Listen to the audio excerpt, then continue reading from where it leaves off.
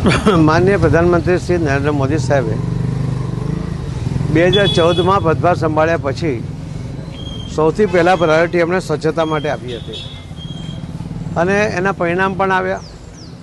આજે લગભગ 12,000 કરોડ જેટલા જે ટોયલેટ બન્યા છે એ પણ સ્વચ્છતા માટેની અત્યંત આવશ્યકતા હતી ને ગ્રામીણ વિસ્તારોમાં એના કારણે પણ ખૂબ મોટો ફાયદો થયો. શહેરી વિસ્તારમાં મહાનગરપાલિકા કે નગરપાલિકા દ્વારા પણ સફાઈ ઝુંબેશ કે એમની પાસે કર્મચારીની વ્યવસ્થા પણ હતી.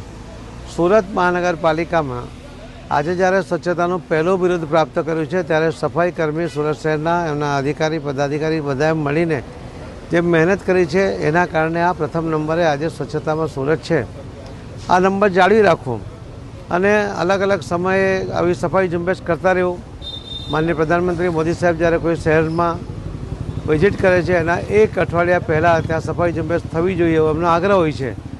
એના કારણે સ્વચ્છતાનું પ્રમાણ એક વધે છે.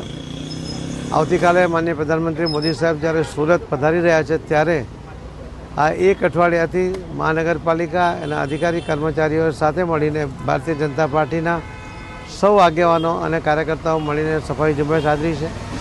આજે પણ ઉમરાવનગરની અંદર આ સફાઈ માટે આ વિસ્તારના કોર્પોરેટરશ્રીઓ અને સૌ કાર્યકર્તાઓ કર્મચારીઓ સાથે છે. મ્યુનિસિપલ કમિશનરશ્રી પોતે પણ અહીંયા આમાં રસ લઈ રહ્યા છે.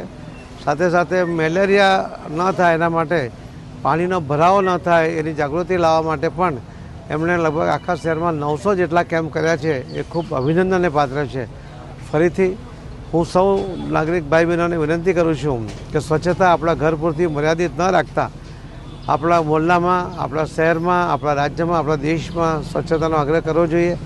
આજે બાળકો પણ જાગૃત થયા છે. મોદી સાહેબના અભિયાનને કારણે હવે ચોકલેટ ખાઈને રેપર એ લોકો ગમે ત્યાં નથી નાખતા. ત્યારે આપણા સૌની તો ખાસ વિશેષ ફરજ છે કે આપણે પણ એમની જે જાગૃતિ આવી છે એનું અનુકરણ કરવું જોઈએ. ધન્યવાદ.